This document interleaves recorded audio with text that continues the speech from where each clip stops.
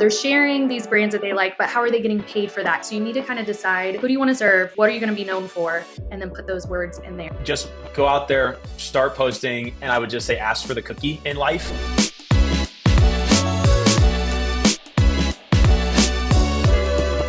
All right, what's up, everybody? Welcome to another episode of Call Her Creator, powered by Stan, the podcast that helps you turn your passion into profit and build a business doing what you love. I am your host, Caitlin Rhodes, and today I have a powerhouse guest joining us, and I'm super duper excited for this. I've actually never got to meet Evan until today, but today I have Evan Ray on the podcast. He is the CEO and co-founder of Mavely. So we're going to dive down the rabbit hole of what Mavely brings, what's happened, how he built this business. If you're new to creating content, you want to start making money with Instagram and TikTok or affiliate marketing, we're going to talk about all the things. Mavely brings a huge network of creators to the table. They've driven more than $1 billion in gross merchandise volume across 1,400 brands, including Nike, Lululemon, Macy's. It's really amazing. I can't wait to talk about the story. So, Evan, let's just get into it. I first want you to just obviously introduce yourself, tell us about you, where you came from. How did this happen? How do you drive $1 billion? Yeah, awesome. Well, first of all, Caitlin, thank you so much for having me on. I'm a huge fan of yours. I know your audience is all about how do you make money on social? How do you profit with your business here? So it's perfect for what we're doing. So thanks for having me on. Yeah, 1 billion. That's a crazy number, and I haven't. It's continuing to climb, which is fun. But yeah, so a quick background for your listeners is I'm Evan Ray. I'm one of the co-founders of Mavely. And at Mavely, we really have scaled, like you said, to 120,000 creators. And we're all about how do we help creators make more money in the least amount of time. So that's everything from campaigns to affiliate links to tools that we have like our My Shop to drive interaction and engagement and ultimately sales for brands. And then we have a bunch of fun bonuses and referral programs and everything. But the whole idea with Mavely is how do you make more money in the least amount of time. So excited to talk to you here today. Love that. Okay, well, let's back it up a little bit. Like, how did you even get here? Did you always know you were an entrepreneur? Did you do all the grunt work growing up? I feel like a bunch of entrepreneurs come from making coffee. So tell us your first. Yeah. Where'd you come from? That's super funny. So actually, so I'll give you so I grew up in Dayton, Ohio. So it's a southwestern part of Ohio. I didn't grow up in New York or LA or any of the big cities. And my first job was, my very first job was working at my dad's architecture firm. So he had a small, 5-6 person firm downtown where he did historical renovation. So I saw that firsthand. I thought it was the coolest thing in the world to basically wake up every day and build something. And maybe it's the creative mind. I think entrepreneurship's pretty creative endeavor. And so is being an architect, right? So it was maybe that's where I got the seed of entrepreneurship was right there. At least I hope it was. And then first job, I had two, and one was actually a waiter at our local, it was like an assisted living facility. So me and I played football through high school and into college. And so me and a bunch of the football guys were actually waiters for all of these assisted living folks in their restaurants, which is just super fun, cool way to interact with people. And then after that, I just got, I was mowing lawns across our local hospital as like the lawn care guys. So I would say those both qualify as like more grunt work, right? Sure. And then going up. If you're in the service industry and you're a waiter or a waitress, I mean, that is one of the hardest jobs, right? It's 100%, right? And what I found, and it's sort of similar in entrepreneurship and leadership too, is like, honestly, like you don't know what anyone's day is coming into it, right? So sometimes they take it out on you. Sometimes you can change it with a smile or with a nice comment. And it's a pretty neat background to have. I'm very, very happy that I had that experience. But yeah, as it relates to Mavely, so what's really cool is so Mavely is actually my second company with the same co-founder. Okay. and which is really cool. Our first company we founded right after college. I actually went to New York right after college, and it was an emoji marketing company called Swift Media. I don't know if anyone has heard of it. I was doing my research. Okay, tell me about this. Long story short is if you've ever seen a branded emoji or a branded sticker, our company brought that to the United States.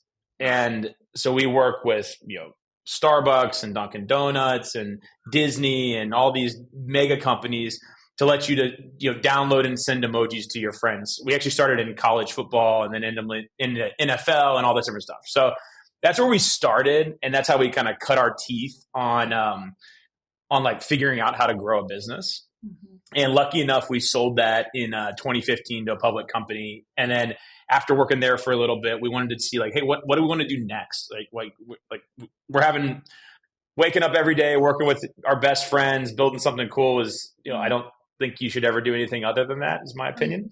But so we started to think about where's the world going and what's happening. And this was in 2018 or so. And what was happening was you had the mega influencers, right? You had the um, really big time, more, I would say more fashion and beauty focused influencers that had really started to blow up. Brands are starting to take them seriously. But at the same time, you're seeing like this, everyone and their brother starting to think about becoming an influencer, think about creating content, but it hadn't really scaled and brands hadn't really tapped into it yet. So that was like one side of what we were seeing. And then the other thing we were seeing was all these channels were getting really expensive for brands. So like Facebook ads were getting really expensive and Google ads were getting really expensive. And they were all trying to figure out how do we have a new channel to drive sales? How do we have a new channel to acquire customers? So Sean and I were sitting there, and we had another third co-founder at the time, Peggy, and we were sitting there thinking about how do we do something in this space? It feels early, it feels really big, and what we landed on was actually testing, working with a lot of moms to drive sales through whatever channel they had. And the thing we were trying to prove was you don't just have to be a 5 million follower influencer to have influence, right? You could actually do it on a smaller scale. And so we started testing it, started iterating a whole bunch. And over time that those moms turned into frankly moms and dads and grandmas and kids and nieces, nephews, and everything. Like, so it turned into this like whole community of what we've now coined like everyday influencers. And these are people that some have very, very large followings. So we have creators that have millions and millions of followers on Mavely, uh, and some that have like, 1,000, right? And anywhere in between. And that's really what ultimately like the wave that started to happen to allow anyone who has a social account that's a brand fit to make money off of their influence, and then allow brands to tap in at scale to their biggest advocates in the world. So that's a little bit of the walk there, as we found in Mavely. I want to reiterate that he said everyday influencers, which I love because we've come to this point in our lives with social media. Like, we've got grandmas on social, we've got little Yeah. kids on social. It doesn't matter your age, you can start whenever. And he also said that they have people with millions of followers and thousands of followers, or maybe even 1,000 followers. So that's one thing I want to hit home. There are so many moms, there's so many people listening to this podcast, but I do have a chunk of my audience is mothers out there. And the biggest thing they say to me is, well, I don't have enough followers to start doing Hmm. that. Yep. Evan, do you know what I mean, would you, if you took a stab at it, do you know like the lowest amount of followers that someone's had before they made their first dollar? Oh man, I don't know. So I'll tell you. How about I say a story? I'll do a story. I don't know if I know the exact follower count, but we've definitely had folks that started. We actually have had a decent amount of teachers Ooh. that started. Yeah. And they started just sharing different things for back to school. And I think one of the things that's neat is teachers. I think right there with the service industry, I think teachers are incredible, uh, because it's a hard job, and now with parents and with kids, it's harder job. But we've had a few teachers that have started actually sharing different things that they're buying for back to school for their classrooms, and like this is teachers taking money out of their own pockets and Yes. like buying this for their kids because they care so much about their education. And what happened was more and more teachers started following these individuals to Mhm. find like the new trend for back to school, or I'm about to spend buy 30 notebooks and here's a good place to get it for a little cheaper because you're buying it out of your own pocket. So we've seen that happen a few different times.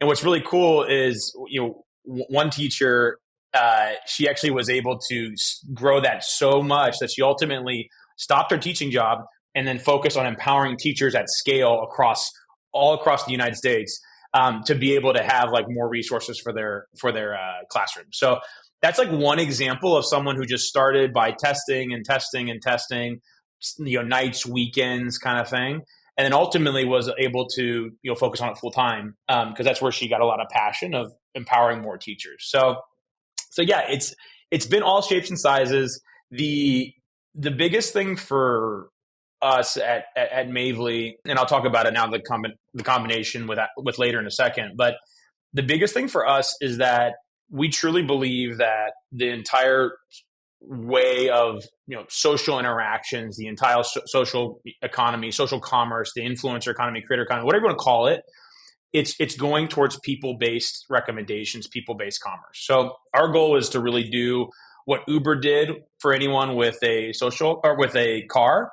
We want to do for anyone with a social account, right? Yes. Which is what we're really excited about rolling out.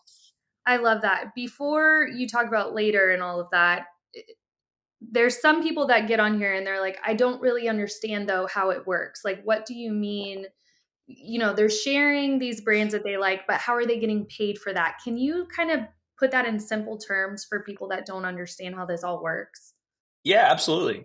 So basically, the way it works is you join Mavely as a creator, as an everyday influencer, and then once you've gone through the onboarding process, you can see now, well, actually, well over 1,400 brands. I think we're almost up to 1,700 brands, that you likely know most of them. Maybe there's some new ones that you don't know. And so with those, you can actually go to the brand's website, find the favorite product, create a link for that product, and then you can post on your social. So think your Instagram stories, whatever it is. And then if I'm a follower of yours and I see that link out there and I click on it and buy something, what Mavely's built is we have all these relationships with all the retailers and brands, and we've struck all these deals with the retailers and brands that every time one of our creators or influencers drives a sale for that brand pays Mavely, and we do a revenue share with the influencers. And we do a large, most of this revenue share goes out to the influencers, and we keep a small bit for making that connection. And the idea here is that as an influencer, you can start with a one-off sale, a pair of shoes that you really like that you just got, and then over time you can actually share more and more content. We've got tools that allow you to build your own storefront on Mavely to have entire looks, entire collages, entire. It doesn't have to be fashion oriented, right? It can be, like we said, back to school items. And then as we see more and more activity, we have an entire sales team that all day, every day is working with brands to do campaigns. So what we like to do, and then so we can come to you as a creator that's starting to drive sales, and then give you a flat fee campaign.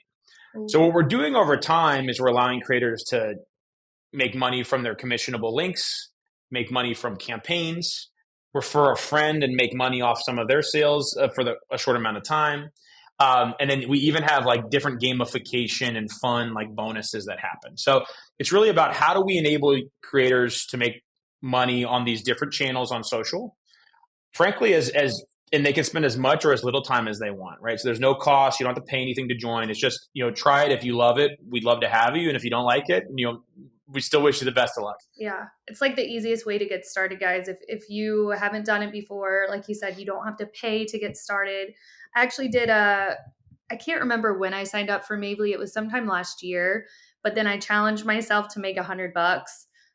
So all I did, guys, was I shared stuff in my stories. I don't think I even put any dedicated reels out there. So I only shared links to people that were already following me in my story, showing off my favorite shoes and stuff like that. And I made $100 like that week. And I was like, heck yeah, I'm going shopping.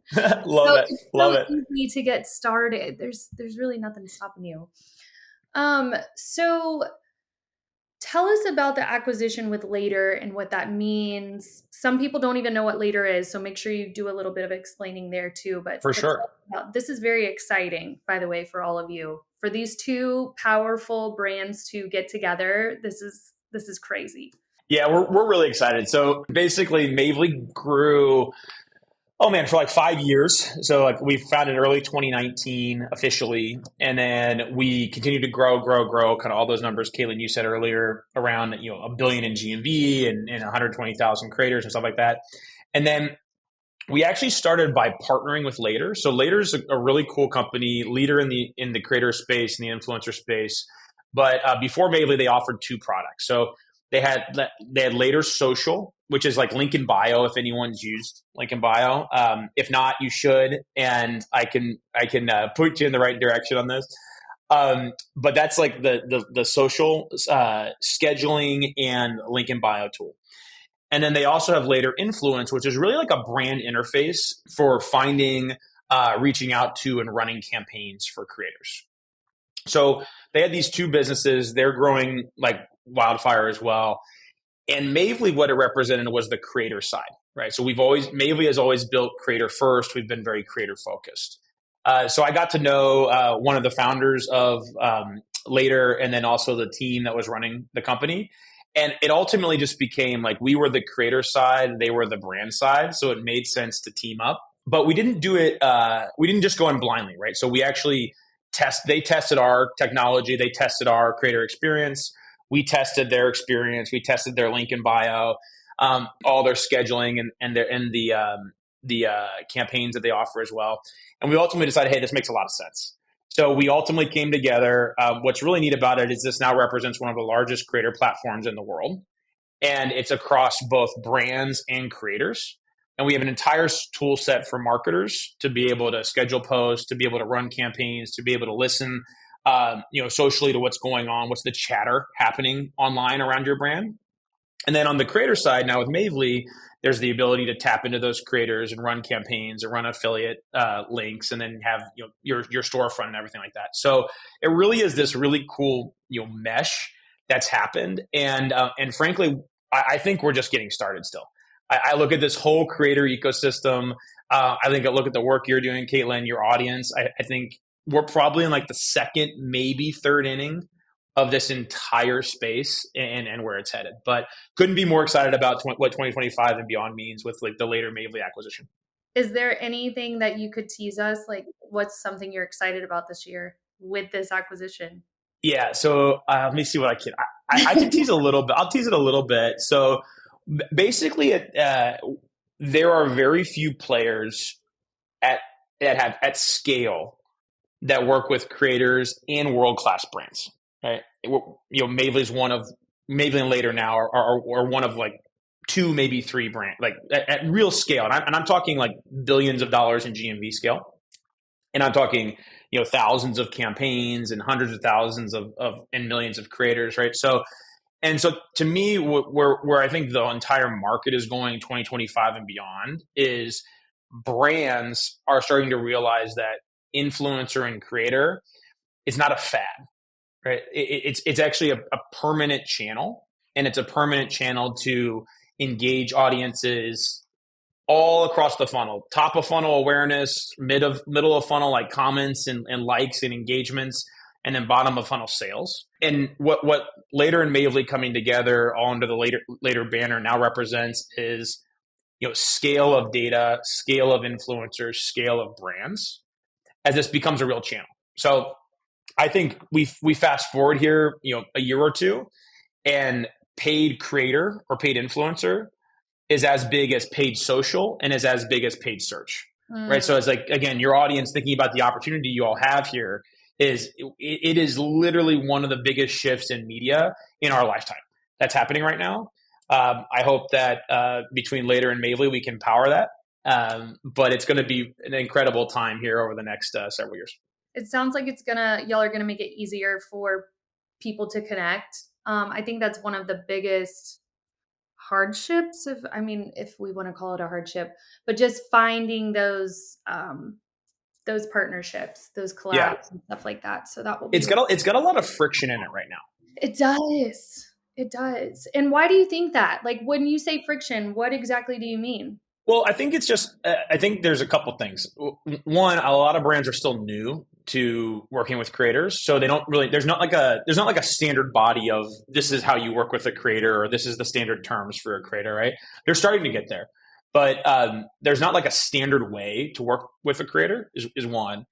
Two, I think a lot of brands are, because they're learning, they don't really know.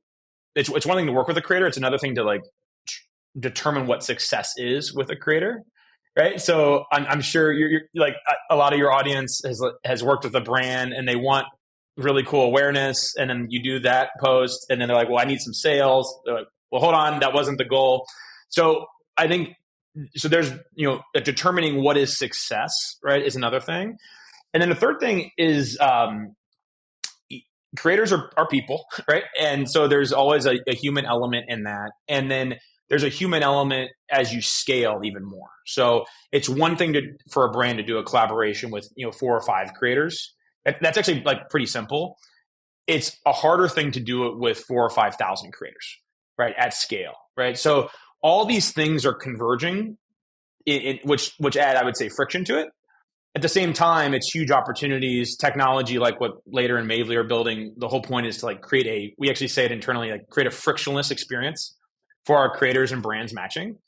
And then how can we use data to serve up to a creator that, if you're back to that example, if you're a teacher that's looking for more like school related things or toys or whatever it is, we don't want to serve you up a brand that doesn't make any sense for Right. you, that just wastes time, and it's going to be the wrong back and forth. And likewise to the brand, right? If they want someone who's really focused on back to school because it's a Crayola campaign, we don't want to serve them up someone who only posts about high end beauty products, right? It needs to be the right fit. So we talk a lot about how can we enable giving the right brands, the right creators to post the right content at the right time to drive the right outcome. And it's like aligning all of that is a little hard, but that's again where the value of players like hopefully like Later and Mavely can do for the larger ecosystem. For the ecosystem. Yeah, I'm excited about that because I'm a part of a few different like influencer marketing platforms, but my problem is they'll send me stuff that doesn't make sense for my audience. So you're right. Right. Yep.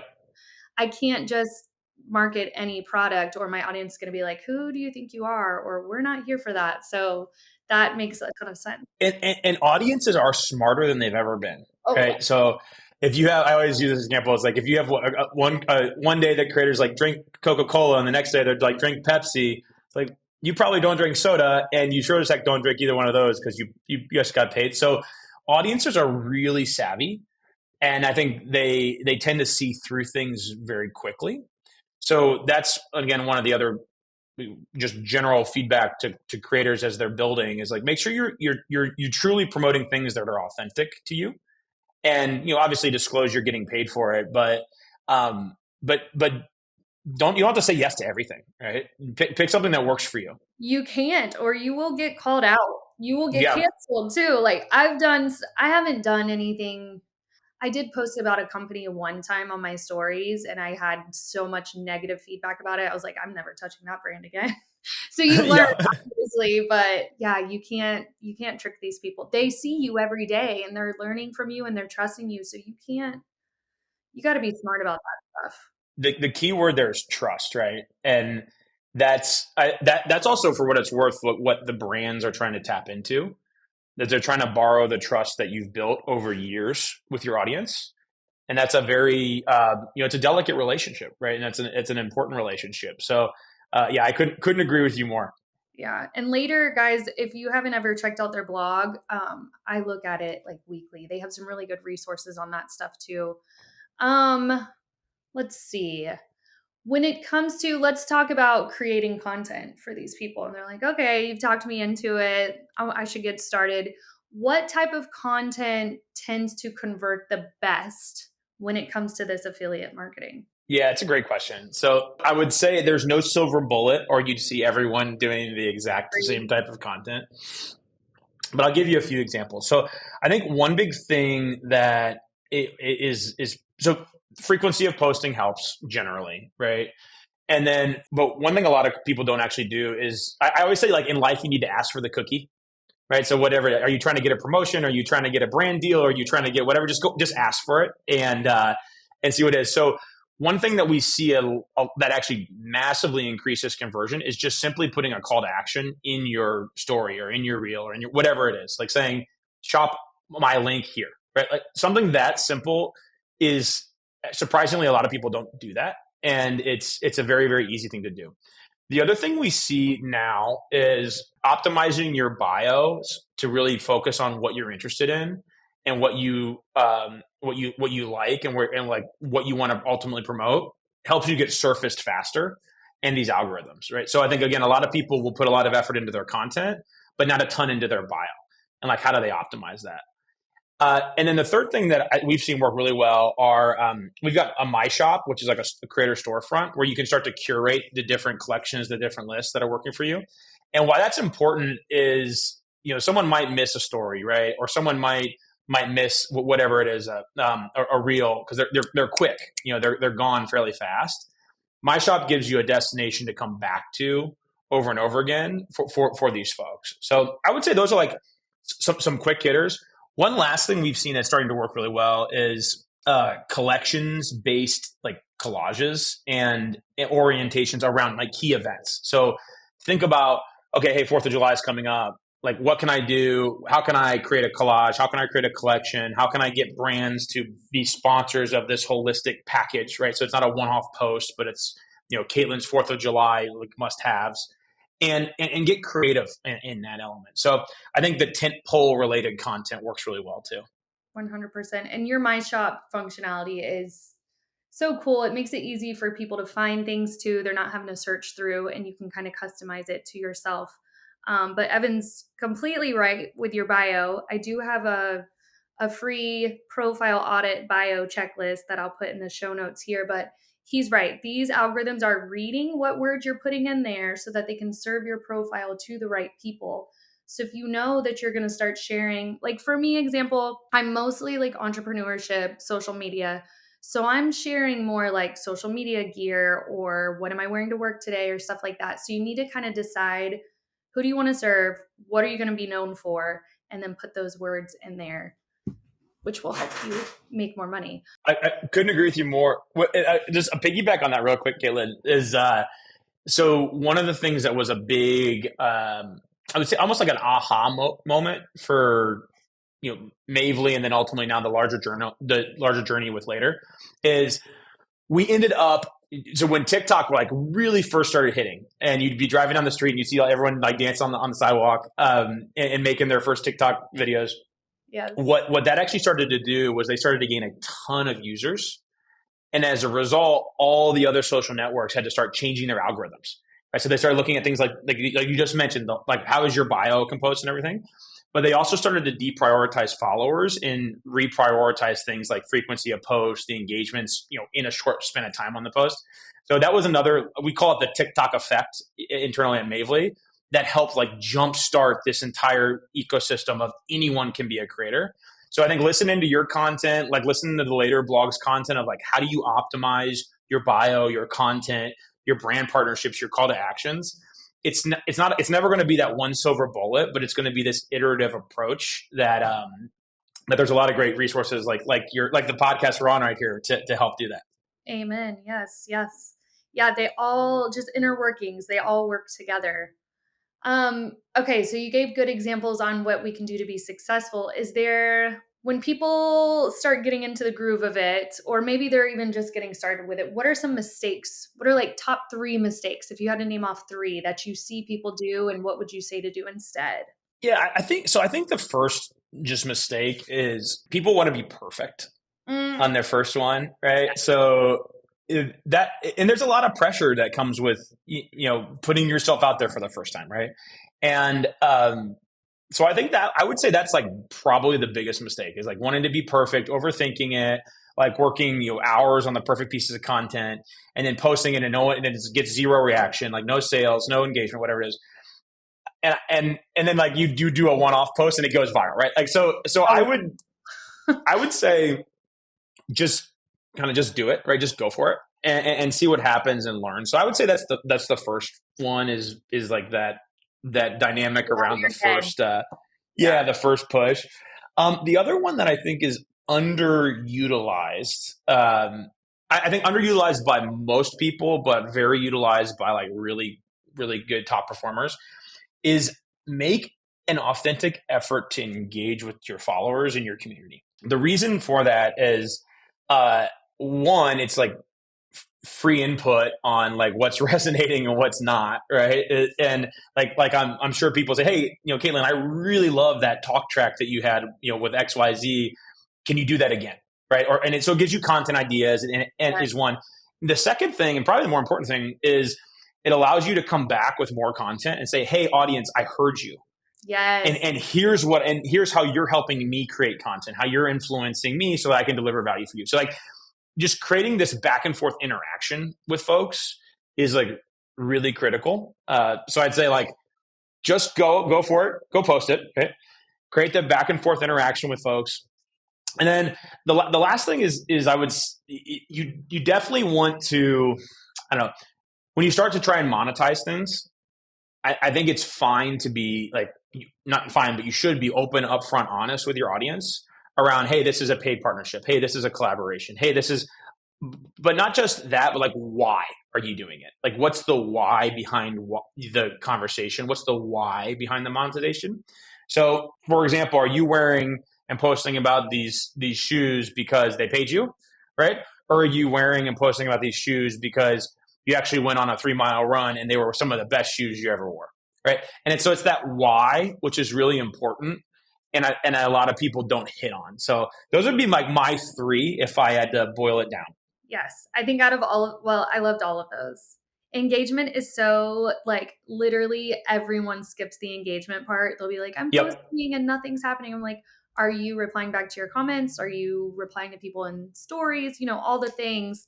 That lets the algorithm know too that someone's home and they'll continue to show off your content. So Evan's got a very big point there. No, 100%. And we see people do like they do polls, Yeah. right? They do surveys. They engage in comments. They then go into DMs with things like link DM or mini chat. Like there's all kinds of tools to also help make that like a little more approachable too as a creator. And that's one of the things that we're actually doing at Mavely. It's a newer initiative for us, but we call it Mavely integrations. Okay. So the ability for us to strike partnerships with people like LinkedIn or people like Bitly or people like, I don't know who else we have. Like we've got some other big ones coming down the pipe around content creation and making it easier for creators and influencers to respond to DMs or to have deep linking and tracking, like different things like that just help make your life easier. When someone signs up for Mavely, do y'all suggest signing up for DM automation? Yeah, we definitely do. We would recommend it. Yeah, it's I think it's part of our onboarding experience or Oh, part of our good. follow up experience.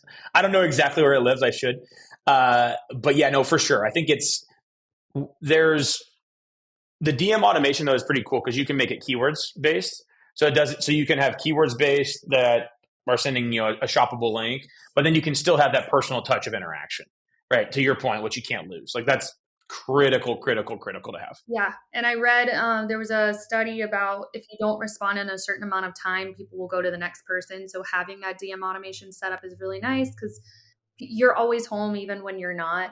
And I used to tell people, don't worry about DM automation until you've got this many followers. But now I'm just like, no, like sign up for it when you can. It will just take off so much pressure from you and gets the conversation going. And then, like Evan said, you can always go in there and put in your own personalization and replies to those too. What industries or niches are you seeing thrive right now with affiliate marketing? Yeah. Well, I think it's cool. So I think the general big players, right? So like beauty, fashion has been around for a long time. I would say it's the first real influencer kind of market or beachhead, if you will. But we are seeing toys, electronics, kids apparel, like home and lifestyle are continuing to accelerate. But I would Mom, say a lot more of these, yeah, if you want to call them mom oriented or family oriented categories, are really starting to pick up as people. One, a lot of the first influencers are shifting into their life stages, right, of having kids and like houses and stuff like that. But second is like at the end of the day, people don't just want a recommendation um, on like a high fashion dress to wear, but they also want like what are the things that make my everyday life easier, right? Or that easier or more affordable or have a nice taste to it or whatever it is. So we're seeing that a lot. And then the other thing that I'm really bullish about is we are starting to see, with LinkedIn introducing vertical video with their creators and like making a big push around, if you want to call it like B2B Yeah. creators. I still think we're in like inning, two, maybe into three of creators as a channel, creators as a way to reach customers. So we actually think there's going to be a lot of these business influencers, and not just big time CEO influencers, but we've got members of our team here who have launched Mavely Social, and they focus on how to become a great social brand on social media. We've got people who have launched our ambassador programs, like how to run and scale ambassador programs. Like we've got all these different subject matter experts are starting to create content, and naturally, what happens with that is brands and softwares want to sell to that audience you're creating content. So that's something